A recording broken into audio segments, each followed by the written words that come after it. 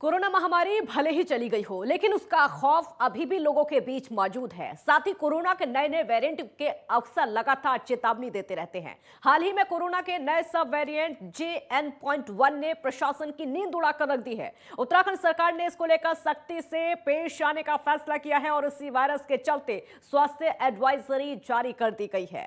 उत्तराखंड स्वास्थ्य विभाग ने स्वास्थ्य एडवाइजरी अब जारी कर दी है। कोविड-19 के नए वेरिएंट JN.1 को लेकर यह एडवाइजरी जारी की है। स्वास्थ्य सचिव आर राजेश कुमार ने इसको लेकर एडवाइजरी जारी की है। सभी अस्पतालों को एहतियात के तौर पर अलर्ट रहने के निर्देश दिए हैं। अस्पतालों को कोविड प्रबंधन के लिए तैयार रहने के भी निर्देश उत्तराखंड में दे दिए गए हैं।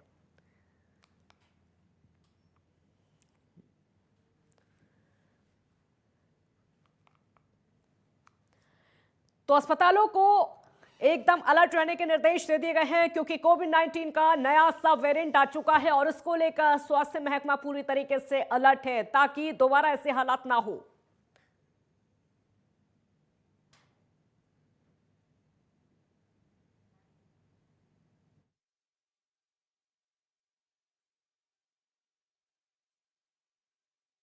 देखिए, ओमिक्रॉन का जो सब वेरिएंट है JN.1, उसको लेके भारत सरकार से कल गाइडलाइंस जारी हुए हैं।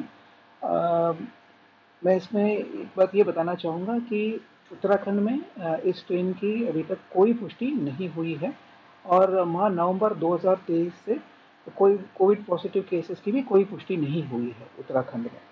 भारत सरकार के जो इंस्ट्रक्शंस हैं उसमें मेन पॉइंट ये है कि सर्वेलेंस बढ़ा दिया जाए। सो हमने सभी जिलाधिकारीगण एवं सीएमओ को इंस्ट्रक्ट किया है कि अपने स्तर पे सर्वेलेंस बढ़ा दें और इसके अलावा भारत सरकार के गाइडलाइंस में ये भी है कि एडिक्वेट टेस्टिंग की जाए और कम्युनिटी अवेयरनेस की जाए। ये हमने इंस्ट्रक्शंस में मेंशन किया है। और वहीं उधम सिंह नगर से सीएम धामी के सामने हैरान करने वाली तस्वीरें सामने आई हैं। कार्यक्रम युवा सिख सम्मेलन में सीएम शामिल होने अपने हेलीकॉप्टर से जैसे ही नीचे उतरे, वैसे ही उनका हेलीकॉप्टर के पहिया हेलीपैड पर धंस गया। जैसे ही इसकी भनक पायलट को मिली, उन्होंने सुरक्षा कर्मियों को इसकी तुरंत सूचना दी। वैसे वहां पर हड़कंप मच गया और आनन फानन में सुरक्षा कर्मियों ने हेलीकॉप्टर को पीछे धकेल कर पहिए बाहर निकाले। कार के सामने हेलीकॉप्टर को पीछे हटाने वाली तस्वीरें कभी नहीं देखी होंगी। ये हैरान करने वाली जो तस्वीरें हैं कैमरे में कैद हो गई, जो कि अब खूब इस समय वायरल हो रही है। देखिए तस्वीरें आप देख सकते हैं इस समय अपनी टीवी स्क्रीन पर। सीएम धामी का हेलीकॉप्टर दुर्घटनाग्रस्त हुआ। हेलीपैड पर धंसे हेलीकॉप्टर के पहिए सुरक्षा कर्मियों में, उसके बाद यहां पर हड़कंप मच गया। जैसे ही पहिए धंसे, उसके बाद यहां पर हड़कंप मचा सुरक्षा कर्मियों में। उधम सिंह नगर की ये तस्वीरें हैं। दब गया होगा ना नीचे टायर। अब सिधाई में ला रहे हैं साफ जगह में, वैसे बहुत हो गया। तो मुख्यमंत्री पुष्कर सिंह धामी यहां पर पहुंचे और सीएम धामी का हेलीकॉप्टर अचानक से दुर्घटनाग्रस्त हो गया। इसकी उम्मीद नहीं थी, हालांकि सुरक्षा के पुख्ता इंतजाम यहां पर थे और जैसे ही हेलीकॉप्टर के पहिए जमीन में धंसे हैं, उसके बाद हड़कंप मच गया। कोई हादसा ना हो, इसको लेकर एहतियात बरता गया और तुरंत उन पहियों को निकाला गया। हेलीपैड पर जो पहिए धंसे हुए थे उनको मौके से निकाला गया। देखिए तभी की तस्वीरें भी आपको हम दिखा रहे हैं। ये लगातार सोशल मीडिया पर इस समय वायरल हो रही हैं। वहाँ पे दब गया होगा ना। सचिवालय प्रशासन सचिव विनोद कुमार सुमन पौड़ी पहुंचे, जहां उन्होंने अतिथि गृह सर्किट हाउस का निरीक्षण किया और उस दौरान उन्होंने गेस्ट हाउस की व्यवस्थाएं परखी और अफसरों को 1 हफ्ते के भीतर भवन की मरम्मत के निर्देश दिए। उसके अलावा गेस्ट हाउस की तमाम व्यवस्थाएं दुरुस्त करने के निर्देश दे दिए गए हैं। तो पौड़ी पहुंचे सचिव विनोद कुमार, सर्किट हाउस का निरीक्षण उन्होंने किया। गेस्ट हाउस में व्यवस्थाओं को परखा, अफसरों को सख्त दिशा निर्देश दे दिए हैं। भवन की मरम्मत के दिशा निर्देश दिए हैं। आने वाले समय में जल्द से जल्द भवन की मरम्मत होनी चाहिए, इसको लेकर भी निरीक्षण किया गया। जितनी गेस्ट हाउस में व्यवस्थाएं की गई हैं उन सभी को एक एक करके परखा और अफसरों को जरूरी दिशा निर्देश मौके पर ही दिए गए।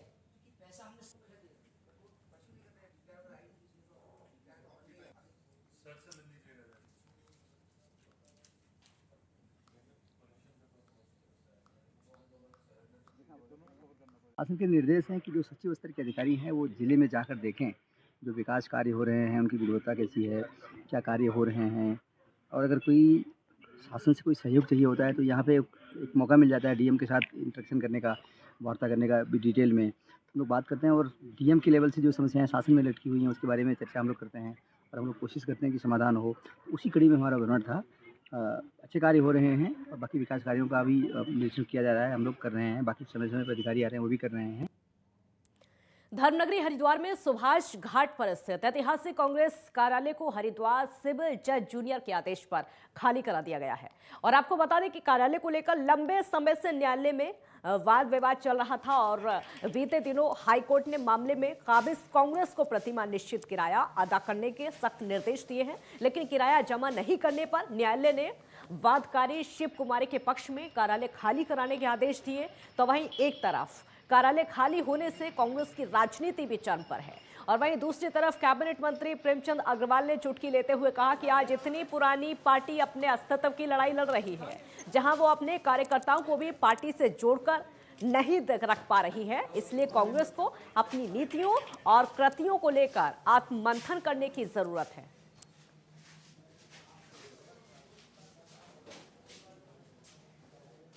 हालांकि मुझे इस बारे में जानकारी नहीं है, लेकिन ये बात मान के चलिए कि कांग्रेस का जो हम लोग भी मानते हैं बहुत पुराना संगठन है।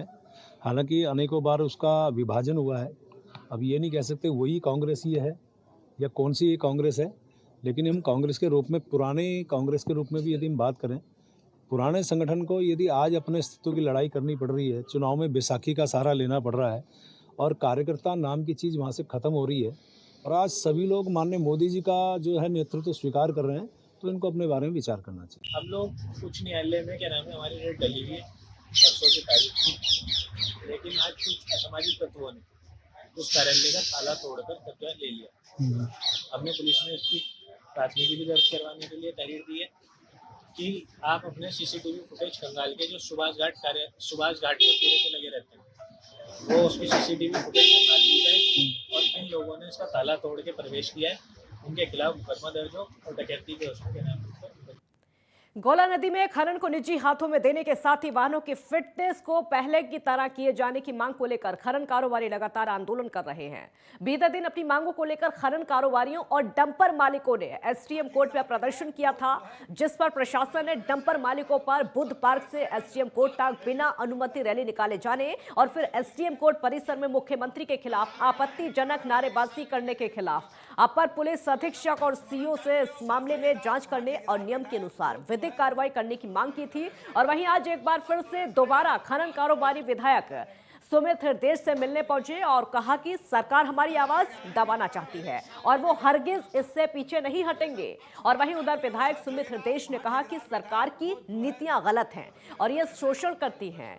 गौला नदी में खनन किसी भी हाल में निजी हाथों में नहीं जाने दिया जाएगा। उधर विधायक ने मिलने के बाद खनन कारोबारियों की एसडीएम के साथ बैठक हुई, लेकिन चर्चा विफल हो गई।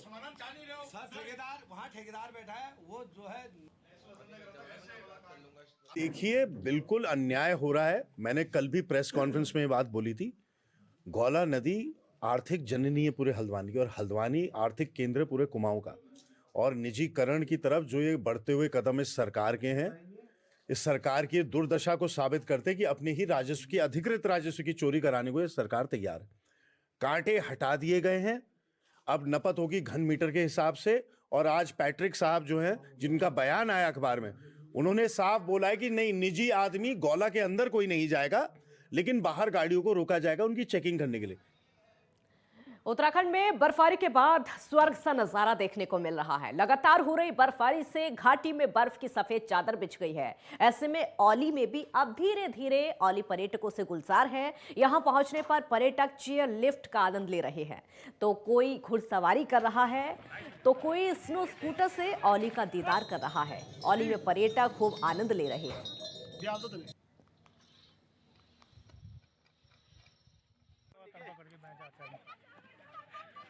अभी हम औली जा रहे हैं, जोशीमठ से आए, पूना से आए हैं हम। बस दिसंबर में मुंबई के रहने वाले एंजॉयमेंट के लिए आए। औली पहुंच के ठंड तो लग रही है, बट आज थोड़ा ज़्यादा लेयर करके आए तो अभी फिलहाल अच्छा लग रहा है। ऊपर जाके और मज़ा आएगा। हाँ, पहली बार देखेंगे थोड़ा सा देखा था लद्दाख में, अभी थोड़ा इस बार ज्यादा बर्फ मिले। रामनगर में कॉर्बेट नेशनल पार्क के नजदीकी जलाशय में सुरखा पक्षियों का कलरव सुना जा रहा है और इन खूबसूरत नजारों का दीदार करने देश विदेश से पक्षी प्रेमी कॉर्बेट नेशनल पार्क का रुख कर रहे हैं। और इसी बीच इन पक्षियों की सुरक्षा को लेकर कॉर्बेट प्रशासन भी मुस्तैद है।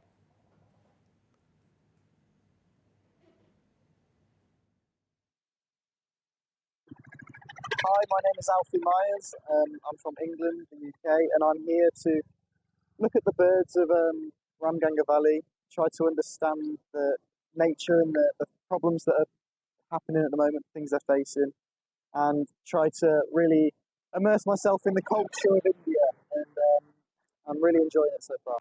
मेरा नाम सुमांता घोष है और मेरे साथ कुछ मेहमान आए हैं जो कि इंग्लैंड से हैं और उनकी कंपनी का नाम या नॉर्फॉक बर्डिंग है और लगभग पिछले 25 साल से यहाँ पर आ रहे हैं। यहाँ पर पक्षियों की तादाद बहुत ज़्यादा है हमारे उत्तराखंड में और हमारे इस क्षेत्र में तो खैर बहुत ही ज़्यादा है, लगभग 500 से ऊपर पाए जाते हैं और तो बस उसी को देखने आए हैं ये और कई बहुत सालों से आ रहे हैं। एक ब्रेक के लिए यहाँ पर रुकेंगे, जल्द लौटेंगे।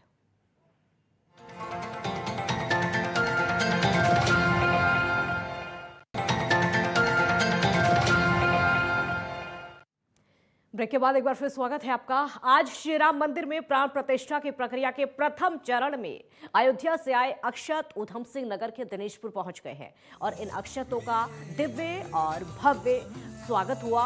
और इस अक्षत कलश के साथ साथ आज दिनेशपुर के पावर हाउस के होते हुए दिनेशपुर स्थित बालाजी मंदिर पहुंचे। अयोध्या से आए इन अक्षतों के दर्शन करने के लिए सैकड़ों की संख्या में भीड़ उमड़ पड़ी।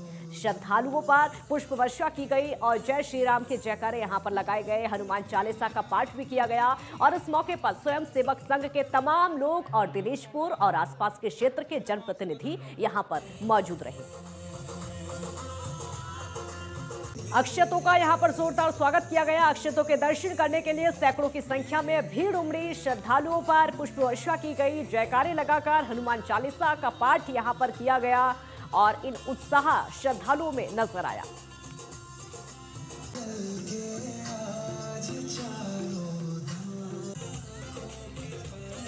हमारा कार्यक्रम है विश्व हिंदू परिषद को केंद्र से अपने जिले का जो कलश आया हुआ है अयोध्या धाम से, पूजित अक्षत है और ये घर घर में जाना है। इसके लिए हम लोग योजना बनाएंगे। आज जो है हम नगर सौभाग्य की बात ये है कि दिनेशपुर में अक्षत कलश आया रखा है। इसके स्वागत समारोह के लिए हमने अभी पद यात्रा निकाला था। हिंदू सनातनियों के लगभग 500 वर्ष का सपना आज पूरा होने जा रहा है, क्योंकि इससे पूर्व भगवान श्री रामचंद्र जी टेंट में रहते थे और आज सौभाग्य से भगवान श्री रामचंद्र जी के लिए भव्य और दिव्य मंदिर तैयार हो चुका है और 22 जनवरी 2024 को उनका भव्य अभिषेक और उनका प्राण प्रतिष्ठा होने जा रहा है। इस अवसर पर मैं समस्त भारतवासियों को कोटि कोटि नमन करती हूँ। आज दिनेशपुर वासियों के लिए बड़ा हर्ष का विषय है कि राम मंदिर से अयोध्या से जो अक्षत कलश है सीता और हमारे राम जो हमारे आराध्य देवता है उनके चरण की धूल और हमारे दिनेशपुर में पहुंची है और आज पूरे दिनेशपुर वासियों का सौभाग्य का विषय है कि उनको पूजने का सौभाग्य प्राप्त हुआ। मैं राम मंदिर कमेटी अयोध्या का बहुत बहुत आभारी हूँ कि आपने जो दिनेशपुर कलश भेजा है, आपने दिनेशपुर वासियों को धन्य किया। कोटि कोटि प्रणाम। नैनीताल के पदमपुरी क्षेत्र में बीती रात गुलदार के हमले में 20 साल की युवती की जान चली गई और बीते 10 दिनों में गुलदार के हमले में अब तक 3 लोगों की जान चली गई है। क्षेत्र में लगातार बढ़ रही गुलदार की दहशत यहां पर देखते हुए अब जन आक्रोश देखने को मिल रहा है। सैकड़ों की संख्या में स्थानीय लोगों ने भीमताल हल्द्वानी राष्ट्रीय राजमार्ग पर मृतक का शव रखकर जाम लगाकर प्रदर्शन किया।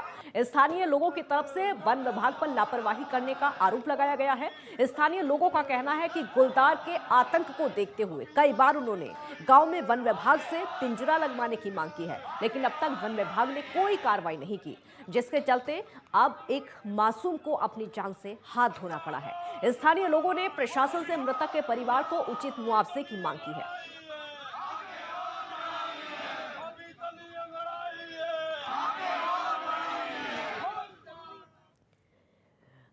और वहीं देहरादून के सेलाकुई बाजार में एक सर्राफा की दुकान में चोरी की कोशिश की गई। चोर दुकान का ताला तोड़कर दुकान में दाखिल हुए, हालांकि दुकान की तिजोरी का ताला तोड़ने में कामयाब नहीं हो सके। वहीं सूचना पाकर मौके पर पहुंची पुलिस मामले की जांच में जुट गई है।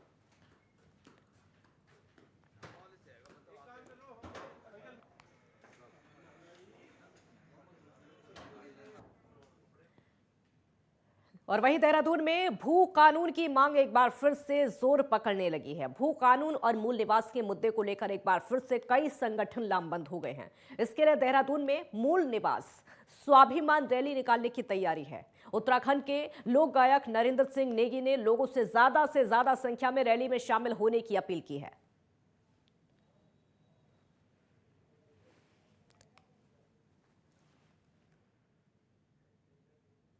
भू कानून की मांग एक बार फिर से जोर पकड़ती हुई नजर आ रही है और भू कानून और मूल निवास के मुद्दे पर रैली होगी। मूल निवास स्वाभिमान रैली की तैयारी जोर शोर से इस समय चल रही है।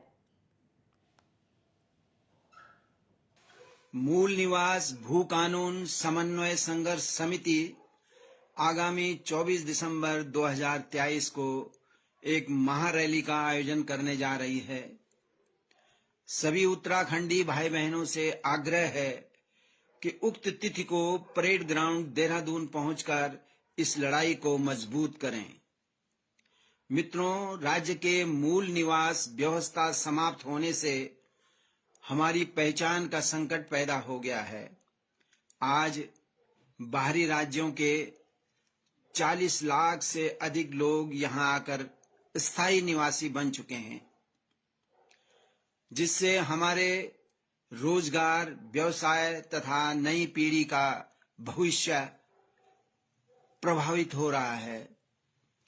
निवेदन है कि 24 दिसंबर को इस मूल निवास स्वाभिमान महारैली में अधिक से अधिक संख्या में आकर अपने हक हकूक व स्वाभिमान की लड़ाई को लक्ष्य तक पहुंचाएं।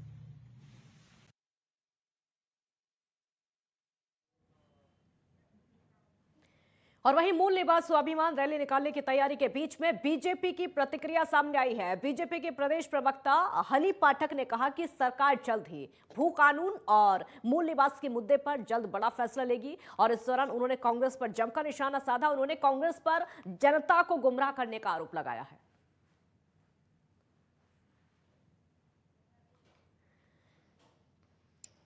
सरकार इसको लेकर फैसला लेगी, जनता को गुमराह करती है कांग्रेस, ये बीजेपी नेताओं का कहना है। और भू कानून के मुद्दे पर बीजेपी की प्रतिक्रिया साफ तौर पर कांग्रेस पर निशाना साधते हुए भू कानून पर जल्द सरकार कोई ना कोई बड़ा फैसला लेने वाली है।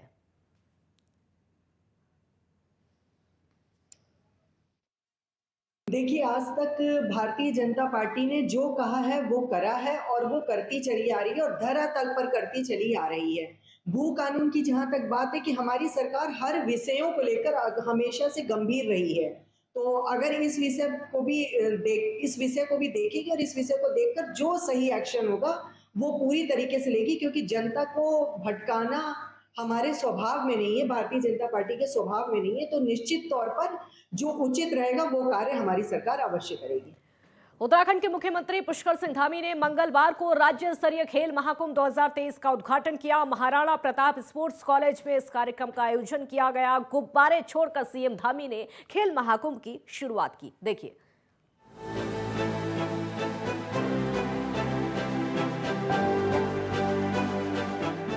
उत्तराखंड के मुख्यमंत्री पुष्कर सिंह धामी ने मंगलवार को महाराणा प्रताप स्पोर्ट्स कॉलेज में राज्य स्तरीय खेल महाकुंभ 2023 का उद्घाटन किया।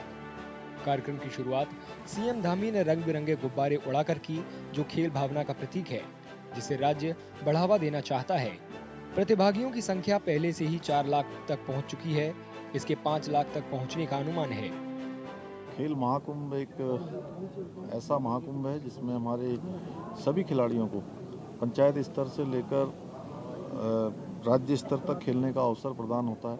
और हमारी सरकार का हमेशा से ये रहा है कि सभी खिलाड़ियों का प्रोत्साहन किया जाए, इसीलिए जो प्रोत्साहन की राशि है वो भी बढ़ाई है, आउट ऑफ टर्न की व्यवस्था भी की है, खेल कोटा प्रारंभ करने का भी हमने निर्णय लिया है। धामी ने फिटनेस को बढ़ावा देने और लोगों तक इसकी आसान पहुंच के लिए हरिद्वार फ्लाईओवर के इनोवेटिव यूज की घोषणा की। यहाँ फ्लाईओवर के नीचे बैडमिंटन और जिम जैसी गतिविधियां संचालित की जाएंगी। टॉप स्थान हासिल करने वाले खिलाड़ियों को स्पोर्ट्स किट मिलेगी। ये आयोजन उत्तराखंड की समृद्ध खेल संस्कृति और खेलों के प्रति उनके कमिटमेंट का प्रतीक है।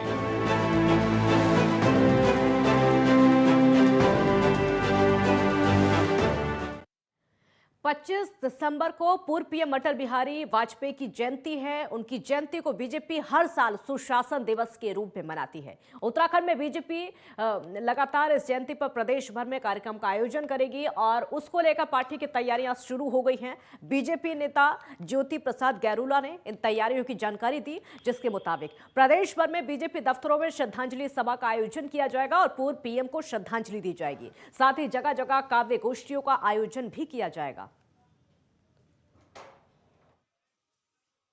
25 दिसंबर को श्रद्धेय अटल जी की जन्म जयंती का दिन है और भारतीय जनता पार्टी प्रत्येक वर्ष इस दिन को सेवा सुशासन दिवस के रूप में मनाने का काम करती है। देश के यशस्वी प्रधानमंत्री नरेंद्र भाई मोदी जी सदैव अटल स्मारक पर पुष्पांजलि अर्पित करते हुए और देश के वरिष्ठ हमारा राजनेता अटल जी के स्मारक पर श्रद्धांजलि अर्पित करते हुए इस कार्यक्रमों की शुरुआत करेंगे। भारतीय जनता पार्टी ने प्रत्येक बूथ स्तर पर इस कार्यक्रम को मनाने का निर्णय लिया है। बूथों पे, मंडलों में, जिला स्तर पर हमारे बड़े कार्यक्रम विकास गोष्ठी के रूप में, काव्यांजलि के रूप में, अटल जी के व्यक्तित्व और कृतित्व की चर्चा इन सभी कार्यक्रमों में हो।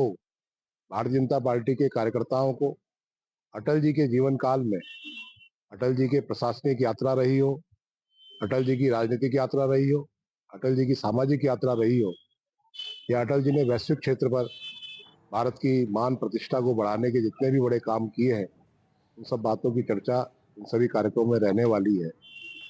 एक ब्रेक के यहाँ पर रुकेंगे, जल्द लौटेंगे।